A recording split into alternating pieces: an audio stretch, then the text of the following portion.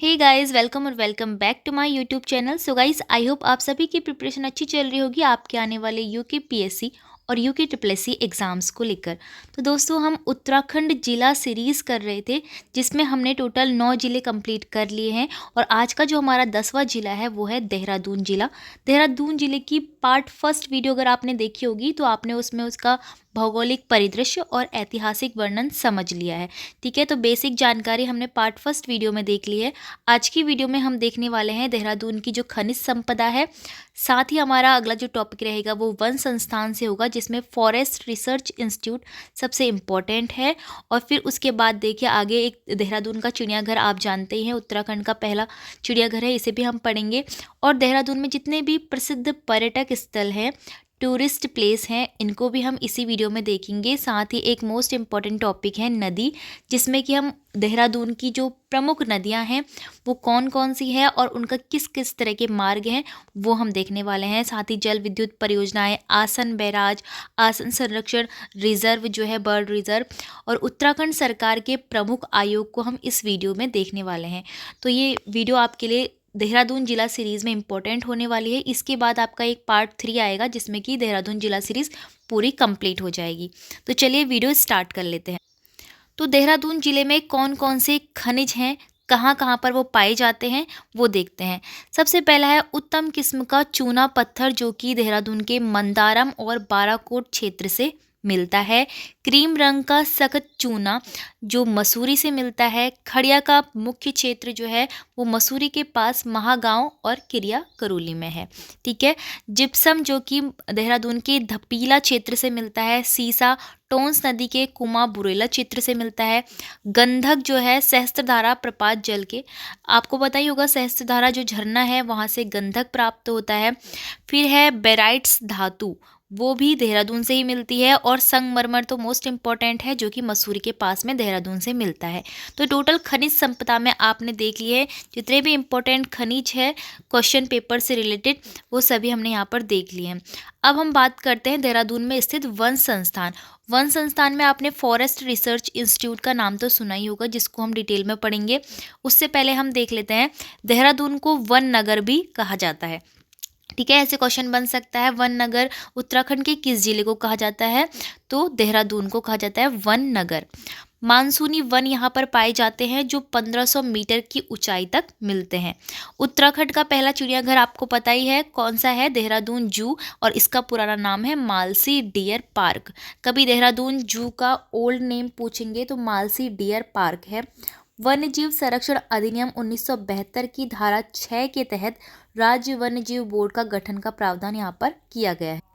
तो चलिए अब आगे देख लेते हैं। ये तो हमारा बेसिक है कि उत्तराखंड में वन संस्थान में किस प्रकार से है, लेकिन जो सबसे इम्पोर्टेंट है वो है फॉरेस्ट रिसर्च इंस्टीट्यूट। ठीक है, इसके बारे में हमें इतना कुछ जानकारी पढ़नी है क्योंकि कुछ भी क्वेश्चन बन जाता है यहाँ से। तो फॉरेस्ट रिसर्च इंस्टीट्यूट 1865 ईस्वी में भारत के प्रथम वन महानिरीक्षक, जिनका नाम था डिट्रिच बैंड्रिस, को नियुक्त किया गया था। ठीक है, डिट्रिच बैंड्रिस के सुझाव पर देश का प्रथम वन महाविद्यालय की स्थापना कब हुई थी? 1878 में। तो जो ये फॉरेस्ट रिसर्च इंस्टीट्यूट है वो सबसे पहले क्या था? एक स्कूल था। फॉरेस्ट स्कूल ऑफ देहरादून के नाम से इसकी स्थापना 1878 में की गई थी। ठीक है, ये याद रखना है आपको। फिर उसके बाद क्या हुआ? 1884 में फॉरेस्ट स्कूल का नाम चेंज कर दिया गया और क्या बन गया? Imperial forest school. और 1906 में अनुसंधान से जोड़ते हुए इंपीरियल फॉरेस्ट रिसर्च इंस्टीट्यूट इसको कर दिया गया। फिर जब हमारा देश आज़ाद हो गया तो स्वतंत्रता के बाद इसका नाम बन गया इंडियन फॉरेस्ट रिसर्च इंस्टीट्यूट। तो देखो यहाँ पर बहुत सारे टर्म है याद करने के लिए। सबसे पहले आपको याद रखना है 1878 में ये फॉरेस्ट स्कूल ऑफ देहरादून था, जो कि देश का पहला फॉरेस्ट स्कूल था, वन महाविद्यालय था, जो कि डिट्रिस बैंड्रिस के सुझाव पर बना था। फिर उसके बाद 1884 में इस स्कूल का नाम इंपीरियल फॉरेस्ट स्कूल रख दिया गया। 1906 में इसको ना अनुसंधान से जोड़ा ताकि रिसर्च हो सके, तो इंपीरियल फॉरेस्ट रिसर्च इंस्टीट्यूट इसका नाम रख दिया। फिर आज़ाद हुआ जब हमारा देश तो इसका नाम इंडियन फॉरेस्ट रिसर्च इंस्टीट्यूट रख दिया गया। संस्थान के बढ़ते कार्य से स्थान अभाव के कारण 1914 में इसे चांद बाग में कार्यालय एवं प्रयोगशाला बनाकर स्थानांतरित कर दिया गया था। फिर दिसंबर 1991 में वन अनुसंधान को डीम्ड विश्वविद्यालय का दर्जा दिया गया। इम्पोर्टेंट है, इसको याद रखना है कि दिसंबर 1991 में इसको डीम्ड विश्वविद्यालय का दर्जा दिया गया। और 2006 में वन अनुसंधान संस्थान ने प्लेटिनम जुबली मनाई थी। ठीक है, अब देखो एफआरआई का जो सभागार है वो एशिया में लकड़ी से निर्मित एकमात्र हॉल है। ये इंपॉर्टेंट है, ये कई बार पूछते भी हैं कि जो एफआरआई का सभागार है वो एशिया में लकड़ी से निर्मित एकमात्र हॉल है। पूरा उसमें जो कास्ट नमूने हैं वहाँ पर आपको देखने को मिलेंगे, जहाँ 18,000 कास्ट नमूनों का एक कास्ट संग्रहालय है। ठीक है, एक म्यूजियम है जो कि पूरा लकड़ी से बना हुआ है। ठीक है, एफआरआई में स्थित वानिकी संग्रहालय के 6 अनुभाग हैं। एफआरआई भवन परिसर की आधारशिला 1923 में रखी गई थी। जब नींव रखी गई थी तो वो 1923 में रखी गई थी। अब देखो एफआरआई मुख्य भवन ग्रीक और रोमन शैली से बनाया गया है। इसके वास्तुविद सीजी ब्लूमफील्ड थे। तो इस प्रकार से शैली वाले क्वेश्चन पूछते हैं कि कौन किस शैली में बनाया गया है। मंदिरों के बारे में पूछते हैं, कौन सा नागर शैली से, कौन सा कत्यूरी शैली से, इस तरह से पूछते हैं। तो एफआरआई का जो मुख्य भवन है हो सकता है इसके बारे में पूछ लें। तो ये ग्रीक और रोमन शैली से बनाया गया है। ठीक है, एफआरआई मुख्य भवन का उद्घाटन कब हुआ था? 7 नवंबर 1929 ईस्वी में। तब यहाँ के वायसराय लॉर्ड इरविन ने किया इसका जो उद्घाटन था, जिसके मुख्य गेट का नाम बैंड्रिस गेट रखा गया था। ठीक है, बैंड्रिस गेट रखा गया था क्योंकि इन्होंने ही ये सुझाव दिया था। देहरादून में इंदिरा गांधी राष्ट्रीय वन अकादमी भी स्थित है। अब ये इसलिए बताया गया है क्योंकि हम देहरादून के वन संस्थान पढ़ रहे हैं, तो आपको ये भी पता होना चाहिए इंदिरा गांधी राष्ट्रीय वन अकादमी कहाँ पर है? देहरादून में स्थित है। अब हम देखते हैं देहरादून का चिड़ियाघर, जो कि मोस्ट इम्पॉर्टेंट है क्योंकि उत्तराखंड का ये फर्स्ट नंबर का पहला चिड़ियाघर है। ठीक है, तो इसका पुराना नाम अभी हमने डिस्कस किया कि मालसी डियर पार्क इसका पुराना नाम है। अभी इसका नाम देहरादून जू है। ठीक है, उत्तराखंड का पहला ये चिड़ियाघर है। देहरादून जू को मिली जूलॉजिकल पार्क के रूप में विकसित किया गया है। ठीक है, तो इसको मिनी, अच्छा मिनी है यहाँ पर ये, ठीक है, मिली नहीं है, मिनी जूलॉजिकल पार्क के रूप में विकसित किया गया है। फेसबुक सॉफ्टवेयर द्वारा जारी रैंकिंग में देहरादून जू को विश्व के 181 चिड़ियाघरों में से 10वीं रैंकिंग मिली है। तो देखो पूरे विश्व के 181 चिड़ियाघर हैं उसमें 10वीं रैंक पर हमारा उत्तराखंड का देहरादून जू को रैंकिंग मिली है। देहरादून जू को 1976 में वन चेतना केंद्र के रूप में विकसित किया गया था। जब ये 1976 में इसको वन चेतना केंद्र के रूप में विकसित किया गया। फिर उसके बाद देहरादून जू प्रबंधन सोसाइटी की स्थापना 2016 में की गई। तो ये है आपका देहरादून चिड़ियाघर के बारे में। तो आपको याद रख, ठीक है, इसके बारे में याद रखना है आपको, देहरादून चिड़ियाघर के बारे में। अब उसके बाद हम देखते हैं अगला जो हमारा टॉपिक है वो देहरादून के प्रमुख पर्यटक स्थल हैं। ठीक है, जहाँ जहाँ टूरिस्ट प्लेस है हम उनको डिस्कस करेंगे, जैसे कि गुच्चू पानी गुफा का नाम आपने सुना होगा, clock tower, Buddha temple, fun valley, Lachhiwala. तो इतने ये जो पर्यटक स्थल हैं उनके बारे में देखते हैं। पहला और फेमस है गुच्चू पानी। तो गुच्चू पानी एक गुफा है जिसका नाम रॉबर्स केव है। ठीक है, तो रॉबर्स केव यानी कि चोरों की गुफा। ठीक है, तो देहरादून में ये स्थित है। यहाँ की रॉबर्स केव गुच्चू पानी के नाम से प्रसिद्ध है और इन्हें डाकुओं की गुफा भी कहा जाता है। फिर है क्लॉक टावर, जो कि देहरादून का घंटाघर।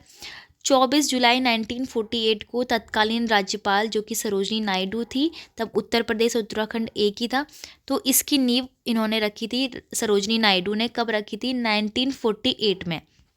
ठीक है, आज़ादी के अगले साल 1948 में देहरादून का क्लॉक टावर की स्थापना की गई थी सरोजनी नायडू के द्वारा। ठीक है, उद्घाटन कब हुआ इसका? अक्टूबर 1953 में लाल बहादुर शास्त्री ने इसका उद्घाटन किया था। क्लॉक टावर को बलवीर टावर भी कहा जाता है, याद रखना। बलवीर टावर किसे कहा जाता है? देहरादून के क्लॉक टावर को। इसका आकार षटभुजाकार है। ठीक है, ऐसे षटभुजाकार इसका आकार है। ठीक है, क्लॉक टावर के पास पलटन बाजार भी है, जो कि देहरादून का एक प्रसिद्ध मार्केट है। ठीक है, पलटन मार्केट नाम सुना होगा आपने। बुद्ध टेम्पल, यहाँ पर बुद्ध टेम्पल है। देहरादून के क्लेमन टाउन में स्थित एक आकर्षक स्तूप है जो मंडोलिक मठ के रूप में प्रसिद्ध है। यहाँ पर कई टूरिस्ट जाते हैं बुद्ध टेम्पल में विजिट करने के लिए। भगवान बुद्ध की 103 फीट की ऊंची प्रतिमा यहाँ पर है। स्थापना देखो, टेम्पल की स्थापना तिब्बती बौद्ध धर्मगुरु दलाई ने की थी। कब की थी? 28 अक्टूबर 2002 में की थी। टेम्पल की ऊंचाई है 185 फीट। 5 मंजिला बौद्ध स्तूप ये मंदिर है। ठीक है, ये है बुद्ध टेम्पल के बारे में। फिर यहाँ पर कुछ अन्य पर्यटक स्थल भी हैं जिनमें फन वैली है जो कि खेलों का एक आकर्षक केंद्र है, लच्छी वाला है, एक पिकनिक स्पॉट है, ये डोईवाला में है ये। भागीरथी रिजॉर्ट्स हैं जो कि पिकनिक स्पॉट है सेलाकुई में, और इंदिरा मार्केट है, पलटन बाजार है, राजपुर मार्ग देहरादून में। ठीक है, तो इतने हैं ये देहरादून के पर्यटक स्थल। अब हम आते हैं अपने अगले टॉपिक पर जो कि है देहरादून की प्रमुख नदियाँ। तो वैसे तो देहरादून की जो प्रमुख नदी है वो है यमुना नदी, लेकिन यमुना की भी कुछ सहायक नदियां हैं जो देहरादून में बहती हैं। तो देहरादून की नदियों में एक तो यमुना का नाम सबसे पहले आता है क्योंकि ये प्रमुख नदी है देहरादून में बहने वाली, और टोंस, सौंग, आसन, गंगा, रिस्पना ये सभी क्या है, इसकी सहायक नदियां हैं, यमुना की सहायक नदियां हैं। तो इसको भी हमने पढ़ना है। पहले हम देख लेते हैं नदियों वाला मैप। ठीक है, तो ये आपका देहरादून जिला है, यहाँ पर आपका उत्तरकाशी है, यहाँ पर टिहरी है, यहाँ पर पौड़ी है, यहाँ पर यूपी है, यहाँ पर हरिद्वार है, फिर उसके बाद यहाँ पर क्या है, हिमाचल प्रदेश है। ठीक है, ऊपर। अब देखो जो यमुना नदी है, यमुना नदी कहाँ से आती है, उत्तरकाशी से आती है। तो उत्तरकाशी से आने के बाद वो इस तरह से राज्य से देहरादून में आकर राज्य से बाहर निकल जाती है। ठीक है, तो धालीपुर से वो बाहर निकल जाती है, और साथ में उसकी क्या होती हैं, अलग अलग जो उसकी सहायक नदियाँ जैसे टॉन्स, आसन, तो ये सभी नदियाँ उससे मिलती हैं और फिर जाके वो राज्य से बाहर निकल जाती है। तो इसको हमें पूरा डिटेल में समझना है कि कहाँ से यमुना का उद्गम हो रहा है, किस प्रकार से कहाँ कहाँ पर किस किस जगह से यमुना की सहायक नदियाँ मिल रही हैं, और फिर वो राज्य से बाहर निकल जा रही हैं। तो ये आपने नदियों वाले टॉपिक में भी पढ़ा होगा, जब आपने देखा होगा कि उत्तराखंड के जो नदी तंत्र है उनमें यमुना नदी तंत्र आपने पढ़ा होगा, तो वहाँ पर आपने इन सब चीज़ों को समझ लिया होगा, तो आपका एक तरह से यहाँ पर रिविज़न हो जाएगा। ठीक है, तो समझ लेते हैं। यमुना नदी देखो, यमुना नदी जो है ना उत्तराखंड के केवल 2 ही जिलों में बहती है, वो है उत्तरकाशी और देहरादून। उत्तरकाशी से तो उसका उद्गम होता है, लेकिन वो ज़्यादातर कहाँ पर बहती है, देहरादून जिले में बहती है। तो वो कहाँ से निकलती है, वो उत्तरकाशी के बंदर पूंछ पर्वत है एक, तो उसके दक्षिण पश्चिमी ढाल, तो दक्षिण पश्चिमी ढाल कहाँ पर होगा, यहाँ पर होगा। ठीक है, तो दक्षिण पश्चिमी ढाल से यमुनोत्री ग्लेशियर, जो यहाँ पर कांठा है, यमुनोत्री कांठा है, वहाँ से यमुना नदी का उद्गम है। ठीक है, याद रखना, बंदरपूछ पर्वत के दक्षिण पश्चिमी ढाल में यमुनोत्री कांठा से यमुना नदी निकलती है। यमुना की एक जो प्रमुख सहायक नदी है वो कौन सी है, टोंस है। ये पूछ सकते हैं आपसे, यमुना की जो सबसे प्रमुख सहायक नदी है वो टोंस है। और सबसे खास बात यह है कि जो यमुना की सहायक नदी है वो यमुना की तुलना में 2.5 गुना अधिक जल लेकर आती है। ठीक है, जबकि वो सहायक नदी है। ठीक है, वैसे अक्सर ये होता है ना कि जो सहायक नदियाँ होती हैं वो छोटी छोटी होती हैं और वो क्या करती है, कम कम जल लेकर मिलती हैं किसी भी प्रमुख नदी में, लेकिन टोंस नदी यमुना से भी 2.5 गुना अधिक जल लेकर आती है। कालसी नाम आपने सुना होगा, तो कालसी स्थान पर ही यमुना और टोंस नदी का संगम होता है। तो यमुना से टोंस नदी कहाँ पर मिलती है, कालसी नामक स्थान पर मिलती है, देहरादून के। अब जो टोंस नदी है वो भी कोई एक प्रॉपर नदी नहीं है, वो 2 नदियों से मिलकर बनी है। तो वो 2 नदियां हैं रूपिन और सूपिन नदी। रूपिन नदी आती है हिमाचल प्रदेश के डोडरा क्वार क्षेत्र से, और सूपिन नदी आती है उत्तरकाशी के बंदरपूछ पर्वत के एक ग्लेशियर है, स्वर्गारोहिणी ग्लेशियर। तो बंदरपूछ पर्वत जो कि अभी हमने पहले भी पढ़ा, तो उसके उत्तरी ढाल से, ठीक है, उत्तरी ढाल से स्वर्गारोहिणी ग्लेशियर से सूपिन नदी निकलती है। आपको याद रखना है हर चीज़ें। रूपिन नदी हिमाचल प्रदेश से आती है और सूपिन नदी उत्तरकाशी के स्वर्गारोहिणी ग्लेशियर से आती है। ठीक है, तो ये रूपिन और सूपिन मिलकर ही टोंस नदी का निर्माण करती है। और जो ये रूपिन और सूपिन नदी है वो कहाँ पर मिलती है, वो उत्तरकाशी के नेटवाड़ा में मिलती हैं, और फिर वहाँ से टोंस नदी आती है। तो जब वो मिलती है ना, तो कुछ दूरी तक उसको तमसा के नाम से भी बुलाया जाता है। ठीक है, कुछ दूरी तक उसको क्या बोला जाता है, तमसा नदी बोला जाता है, और फिर आगे चलकर वो टोंस कहलाती है। ठीक है, आसन नदी भी यमुना की एक सहायक नदी है।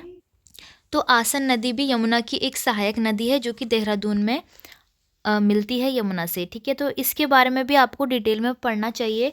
जब आप यमुना नदी तंत्र के बारे में पढ़ेंगे कि आसन नदी कहाँ पर से मिलती है, ये सारा आपको डिटेल में पढ़ना होगा यमुना नदी तंत्र में। ठीक है, तो यमुना की राज्य में टोटल लंबाई है 148 किलोमीटर। तो उत्तराखंड का एक बहुत इंपॉर्टेंट नदी तंत्र है यमुना नदी तंत्र, और जो कि कहाँ है, उत्तरकाशी से लेकर देहरादून में है। ठीक है, अब हम बात करते हैं आसन बैराज की। तो आसन बैराज में ही आपको दिखेगी आसन नदी। यहाँ से आप समझ पाएंगे, जो कि हम यहाँ पर पढ़ रहे थे ना, कि आसन नदी यमुना की सहायक नदी है। तो देखो, पूर्वी यमुना नहर एवं आसन नदी के संगम पर रामपुर मंडी ढालीपुर के पास, ढालीपुर कहाँ पर है? देहरादून से ढालीपुर स्थान से ही यमुना नदी उत्तराखंड के बाहर निकलती है। ठीक है, ढालीपुर के पास में आसन बैराज है। जून 1967 ईस्वी में ये बनाया गया, जिससे शक्ति नामक नहर निकाली गई है। ठीक है, तो पूर्वी यमुना नहर और आसन नदी के संगम पर रामपुर मंडी ढालीपुर के पास में आसन बैराज है। जून 1967 में ये बनाया गया और इससे एक शक्ति नामक नहर निकाली गई है। आसन बैराज के निकट वन आरक्षी प्रशिक्षण संस्थान रामपुर मंडी भी स्थित है। आसन बैराज से बने जलाशय को आसन जलाशय भी कहते हैं और ढालीपुर झील भी कहा जाता है। आसन बैराज में प्रवासी पक्षियों, साइबेरियन सहित अनेक पक्षियों की प्रजाति भी देखने को मिलती है। ठीक है, तो ये है आसन बैराज के बारे में। फिर उसके बाद आसन संरक्षण रिजर्व पढ़ेंगे, जो कि बर्ड यहाँ पर आपको देखने को मिलेंगी। 4 अगस्त 2005 को इसे देश को समर्पित किया गया था, आसन संरक्षण रिजर्व। ठीक है, प्रवासी पक्षियों का इसको ऐशगाह भी कहा जाता है, क्योंकि यहाँ पर अक्टूबर से मार्च तक बहुत सारे प्रवासी पक्षी देखने को मिलते हैं, क्योंकि जिन क्षेत्रों में बर्फ़ ज़्यादा पड़ती है तो वहाँ से मध्य एशिया की तरफ से जो पक्षी होते हैं वो यहाँ पर उड़कर आ जाते हैं। ठीक है, क्योंकि वहाँ पर बर्फ़ पड़ती है अक्टूबर से मार्च के बीच में।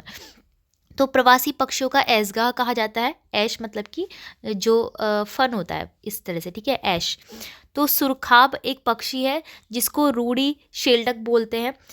ये जो पक्षी है उसका पसंदीदा स्थान बोला गया है आसन रिजर्व को। इसे रामसर साइट में शामिल किया गया। तो जो आसन रिजर्व है इम्पोर्टेंट इसलिए भी है क्योंकि ये भारत का एक रामसर साइट में शामिल किया जाने वाला क्षेत्र है, जो कि उत्तराखंड से है। ठीक है, रामसर साइट क्या होती है? 2020 में इसको शामिल किया गया। इसको समझने के लिए आपको पता होना चाहिए कि जो रामसर साइट में ऐसी चीज़ें ऐड की जाती है जो कि आर्द्र भूमि वाली होती है, इसको वेटलैंड बोलते हैं। तो उत्तराखंड का पहला वेटलैंड है आसन क्षेत्र, जो कि उत्तराखंड का पहला वेटलैंड है, आर्द्र भूमि है, ऐसी भूमि जो दलदली होती है। ठीक है, जो रामसर साइट में शामिल की गई 2020 में। ठीक है, इतना याद रखना है आपको। अब हमारा जो लास्ट टॉपिक है वो है उत्तराखंड के प्रमुख क्या आयोग। ठीक है, प्रमुख आयोग पढ़ेंगे हम, जो उत्तराखंड सरकार के हैं, जो कि कहाँ स्थित है? देहरादून में स्थित है। तो पहला आयोग है UKSSC, जिसकी फुल फॉर्म है उत्तराखंड अधीनस्थ सेवा चयन आयोग। तो UKSSC की स्थापना देहरादून में 17 सितंबर 2014 को की गई थी। फिर आता है उत्तराखंड राज्य लोक सेवा अधिकरण। तो राज्य लोक सेवा अधिकरण ने 2004 में स्थायी रूप से बेंच ने नैनीताल से कार्य शुरू किया था, लेकिन 2013 से अधिकरण का कार्यालय देहरादून में स्थानांतरित कर दिया गया है। फिर है उत्तराखंड राज्य सूचना आयोग। इसका गठन 3 अक्टूबर 2005 को देहरादून में हुआ। उत्तराखंड मानवाधिकार आयोग भी देहरादून में ही है। 13 मई 2013 को पूर्ण रूप से अस्तित्व में ही आया था और इसके पहले चेयरमैन जस्टिस वीरेंद्र जैन है। इंपॉर्टेंट है, जस्टिस वीरेंद्र जैन उत्तराखंड मानवाधिकार आयोग के पहले चेयरमैन। राज्य निर्वाचन आयोग का गठन 30 जुलाई 2001 को देहरादून में ही किया गया था। उत्तराखंड अल्पसंख्यक आयोग भी देहरादून में ही है, इसका गठन मई 2003 में हुआ। राज्य योजना आयोग का गठन 21 मार्च 2001 में देहरादून में ही हुआ। राज्य किसान आयोग भी है, जो कि 2016 में यहाँ बना था। राज्य सेवा का अधिकार आयोग का गठन भी 13 मार्च 2014 को देहरादून में किया गया। तो ये इम्पोर्टेंट आयोग हैं जो कि देहरादून में है। इसके साथ ही एक IMA है, जो कि भारतीय सैन्य अकेडमी है, इंडियन मिलिट्री एकेडमी। ठीक है, तो भारतीय सैन्य अकादमी से अच्छे क्वेश्चन बनते हैं, इम्पोर्टेंट है ये, देहरादून में कई बार पूछते भी हैं कि IMA कहाँ पर स्थित है? देहरादून में स्थित है। ठीक है, तो भारतीय सैन्य अकादमी की स्थापना 1 अक्टूबर 1932 को देहरादून में हुई थी। 10 दिसंबर 1932 को इसका जो औपचारिक गठन होता है, उद्घाटन होता है, वो किया गया फिलिप चैडवुड बर्ड के द्वारा। ठीक है, सर फिलिप चैडवुड बर्ड के द्वारा इसका उद्घाटन किया गया था। IMA के पहले बैच में 40 कैडेट्स थे, जिसमें स्वतंत्र भारत के प्रथम field marshal sir Manek Shah एवं पाकिस्तान सेना प्रमुख जनरल मोहम्मद मूसा थे। IMA पासिंग परेड का निरीक्षण प्रधानमंत्री जवाहरलाल नेहरू, इंदिरा गांधी और डॉक्टर मनमोहन सिंह कर चुके हैं। आईएमए का आदर्श वाक्य क्या है पूछेंगे तो वीरता और बुद्धि। ठीक है, आईएमए का आदर्श वाक्य मैचिंग में भी दे सकते हैं आपको, कूट मिलान जो होते हैं, तो उसमें आईएमए का जो आदर्श वाक्य है वो वीरता और बुद्धि है। आईएमए से पास आउट बैच के परमवीर चक्र विजेता के नाम यहाँ पर लिखे हैं, जिसमें है सोमनाथ शर्मा इंपॉर्टेंट नेम है, captain Vikram Batra important name है, लेफ्टिनेंट कर्नल होशियार सिंह भी इंपॉर्टेंट है। तो ये तीनों याद रखने आपको। परमवीर चक्र विजेता कौन कौन है? Somnath Sharma, captain Vikram Batra, lieutenant colonel Hoshiyar Singh. IMA की जो मुख्य इमारत है उसका नाम है चैडवुड इमारत, जिसका डिज़ाइन आर टी रसेल ने लुटियंस के अधीन किया था। आईएमए में खेतरपाल ऑडिटोरियम है, इसका निर्माण 1982 में हुआ। आईएमए के अंदर कैप्टन बत्रा मैस बनी हुई है। आईएमए के अंदर वॉर मेमोरियल है, 1999 में बनाया गया ये। देहरादून में स्थित राष्ट्रीय इंडियन मिलिट्री कॉलेज RIMC की स्थापना 1 मार्च 1922 में ड्यूक ऑफ विंडसर द्वारा की गई थी। ठीक है, ये तो ये मिलिट्री कॉलेज है। ठीक है, फिर आता है एक इम्पॉर्टेंट, इससे भी काफ़ी क्वेश्चन बनते हैं, वाडिया इंस्टीट्यूट। ठीक है, Wadia institute of Himalayan geology Dehradun, जो कि किससे संबंधित है? भूगर्भ विज्ञान से संबंधित है। ठीक है, ये क्वेश्चन बनता है कई बार पेपर में, देखा गया है कि वाडिया इंस्टीट्यूट जो जियोलॉजी हिमालयन जियोलॉजी इंस्टीट्यूट है वो किससे संबंधित है? तो ये किससे संबंधित है? भूगर्भ विज्ञान से संबंधित है। इसका जो संस्थापक हैं वो है DN वाडिया और इनके नाम पे वाडिया इंस्टीट्यूट है। इसकी स्थापना 1968 में दिल्ली में हुई थी, लेकिन फिर इसको 1976 में स्थानांतरित करके देहरादून इसका मुख्यालय बना दिया गया। ठीक है, अब नेक्स्ट आता है उरेडा। ये भी पूछते हैं कि उरेडा का मुख्यालय कहाँ पर स्थित है। इसकी फुल फॉर्म क्या है? Uttarakhand renewable energy development agency. तो उरेडा की वेबसाइट के अनुसार इसका मुख्यालय देहरादून के पटेल नगर में है, जिसकी स्थापना 2001 में हुई है। उरेडा 2 मेगावाट जल विद्युत परियोजनाओं तक निर्माण कार्य एवं घराटों को अपग्रेड करने का काम करती है। तो ये उरेडा का काम है। क्या काम है? जो भी 2 मेगावाट तक विद्युत परियोजनाएं होती है, जल विद्युत परियोजनाएं होती है, इनका निर्माण कार्य और घराटों को अपग्रेड करने का काम उरेडा का है। उरेडा स्ट्रीट लाइट व सोलर लालटेन को दूर दराज गाँव में पहुंचाने का भी काम करती है। तो आपने स्ट्रीट लाइट देखी होगी, जो सोलर लालटेन होती है, सौर ऊर्जा से चलती है, तो उसका कार्य भी उरेडा ही करता है। क्योंकि ये क्या है, इसकी फुल फॉर्म देखो, Uttarakhand renewable energy development agency. जितने भी रीन्यूएबल सोर्स हैं एनर्जी के, जैसे सोलर एनर्जी, तो उनका डेवलपमेंट करना। ठीक है, उत्तराखंड के अंदर। Himalayan institute hospital trust. Himalayan institute hospital trust की स्थापना 1989 में जॉली ग्रांट में हुई। जॉली ग्रांट में एक एयरपोर्ट भी है ना, तो उत्तराखंड के 5 एयरपोर्ट में शामिल है वो भी। तो हिमालयन इंस्टीट्यूट हॉस्पिटल ट्रस्ट राज्य का प्रथम मेडिकल कॉलेज है। तो ये इम्पॉर्टेंट है क्योंकि ये सबसे पहला है। प्रथम मेडिकल कॉलेज कौन सा है? हिमालयन इंस्टीट्यूट हॉस्पिटल ट्रस्ट, जो कि देहरादून में है, और इसे 2007 में डीम्ड यूनिवर्सिटी का दर्जा भी दे दिया गया है। तो देखिए, आज का जो वीडियो है यहीं पर समाप्त होती है। इसके बाद देहरादून जिला सीरीज़ का पार्ट 3 आएगा, जिसमें हम पूरा इसको कंप्लीट कर देंगे। अब यहाँ पर क्या बचे?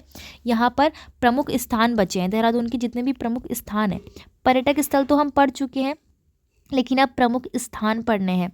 ठीक है, और ये वीडियो पूरा जो जिला सीरीज़ है वो अगली वीडियो में समाप्त हो जाएगी। सो आई होप आपको ये जिला सीरीज़ का वीडियो पसंद आई होगी। अगर वीडियो पसंद आई तो वीडियो को लाइक, शेयर और चैनल को सब्सक्राइब जरूर कीजिएगा।